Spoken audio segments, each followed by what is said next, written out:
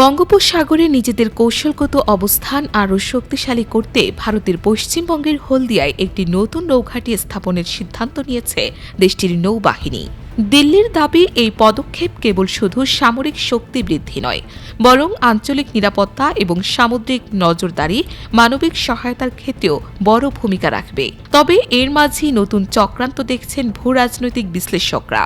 তারা বলছেন, বাংলাদেশকে ঘিরে ভারতের সাম্প্রতিক কূটচালের প্রতিফলন ঘটছে এমন সিদ্ধান্তে ভারত আসলে আতঙ্কে রয়েছে।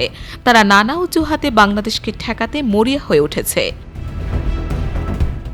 ভারতীয় গণমাধ্যমের খবর বলছে, বঙ্গোপসাগরে পরিবর্তিত কৌশলগত পরিস্থিতির মধ্যে ভারতীয় নৌবাহিনী এই গুরুত্বপূর্ণ সিদ্ধান্ত নিয়েছে। পশ্চিমবঙ্গের শিল্পনগরী হলদিয়ায় একটি নতুন নৌঘাঁটি স্থাপন করা হচ্ছে, যার মূল উদ্দেশ্য পূর্ব উপকূলে ভারতের সামুদ্রিক উপস্থিতি আরও জোরদার করা।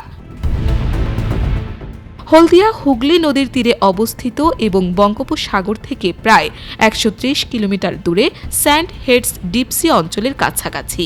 এই অঞ্চলের সবচেয়ে বড় সুবিধা হল, এখানে থেকেই সুসংগঠিত একটি বড় ডক কমপ্লেক্স রয়েছে, যা ১৯৭০ সাল থেকে কার্যকর।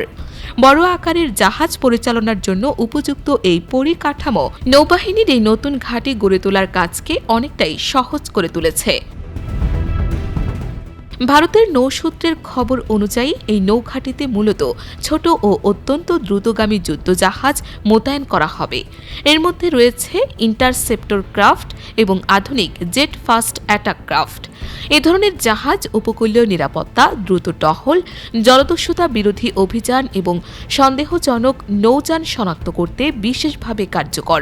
ভারতের বিশেষজ্ঞদের মতে, সাম্প্রতিক বছরগুলোতে বঙ্গোপসাগরে চীনের নৌ তৎপরতা উল্লেখযোগ্যভাবে বেড়েছে।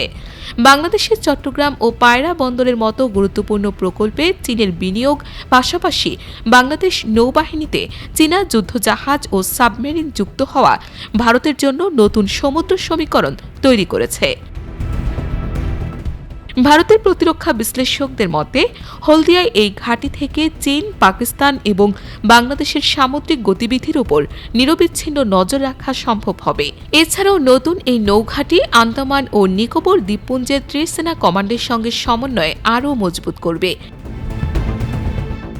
যেকোনো জরুরি পরিস্থিতিতে দ্রুত সেনা ও রসদ মোতায়েনের ক্ষেত্রে হলদিয়া একটি গুরুত্বপূর্ণ ফ্রন্টলাইন হিসেবে কাজ করবে।